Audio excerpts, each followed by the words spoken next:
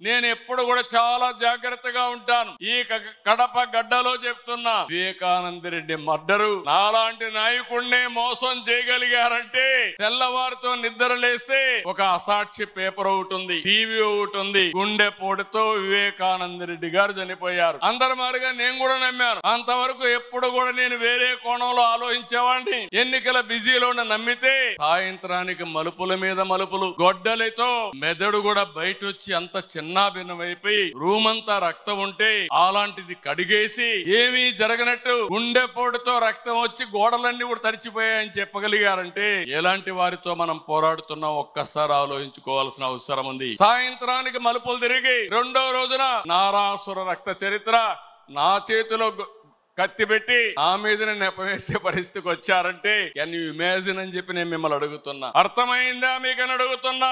అర్థమై ఉంటే చేలు పైకెత్తమని చెప్తున్నా. అలాంటి కరుడు గట్టినటువంటి నేరస్తులతో రాజకీయం చేస్తున్నాం. అందుకే నిన్న ఒకటి జరిగితే వీరయ్య చౌదరి, సంతనూతలపాడు, పల్నాడు హత్యలు జరిగాయి. హత్యలు జరిగితే నాకు అనుమానం వచ్చింది. ఇప్పుడు నేను ఎవరిని నమ్మడం లేదు. ప్రతి ఒక్క విషయాన్ని కూడా సందేహం పెట్టుకొని మనసులో వేరే విధంగా నేను ఆలోచించి ఎవరు చేశారని ఆలోచించే పరిస్థితికి వచ్చాను. చేస్తే కొంతమంది మన దగ్గరుండి వాళ్లకు కోవర్ట్లుగా పనిచేస్తూ వాళ్ళ ప్రోత్సాహంతో ఇష్టానుసారం హత్యా రాజకీయాలు చేస్తున్నారు. మన చేతితో మన వేలుతో మన కన్ను పొడుచుకొని తద్వారా రెండు పనులు, ఇది తెలుగుదేశం పార్టీ వాళ్ళు వీళ్ళనే చంపుకుంటున్నారు అని చెడ్డ పేరు తేవడం, వాళ్ళ టార్గెట్ ని సులభంగా ఎలిమినేట్ చేయడం, ఇది నేరస్తులు చేసే కనికట్టు మాయ. అందుకే చెప్తున్నా, ఎవరైనా సరే మన కార్యకర్తలు కూడా ఇలాంటి తప్పుడు పనులు చేస్తే ఏ కార్యకర్తను కూడా నేను ఉపేక్షించనని మరొక్కసారి మీ అందరికీ విజ్ఞప్తి చేస్తున్నా.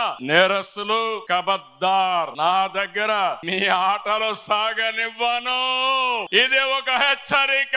కోవర్ట్లు మన దగ్గరికి పంపించి ఆ కోవర్ట్ల ద్వారా మీ ఎజెండా నెరవేర్చుకోవాలనుకుంటే ఇది మీకు సాధ్యం కాదు. అందుకే మిమ్మల్ని అందరినీ కోరుతున్నా, వలస పక్షులు వస్తాయి, వలస పక్షులు పోతాయి, కానీ నిజమైన కార్యకర్త శాశ్వతంగా ఉంటాడు. ఆ విషయం మనందరం గుర్తుపెట్టుకోవాల్సిన అవసరం ఉంది. పార్టీ బలోపేతం కావాలి. అదే సమయంలో కోవర్ట్ల పట్ల జాగ్రత్తగా ఉండవలసిన బాధ్యత మనందరిపైన ఉంది. ఇది నేను కార్యకర్తలందరికీ విజ్ఞప్తి చేస్తున్నా.